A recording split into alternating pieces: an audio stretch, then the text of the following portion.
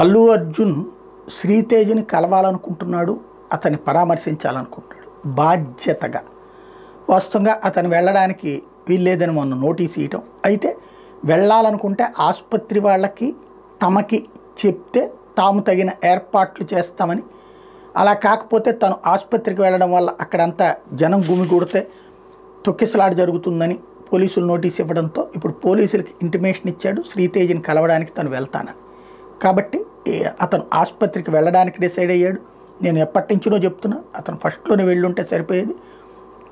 ఇప్పుడు వెళ్తున్నాడు, వెళ్ళి శ్రీతేజ్ని పరామర్శిస్తాడు. ఆల్రెడీ ₹1,00,00,000 పరిహారం ప్రకటించడం, టోటల్గా ₹2,00,00,000 దాకా 2,80,00,000 ఎంతో డబ్బులు డిపాజిట్ చేసినట్టున్నారు.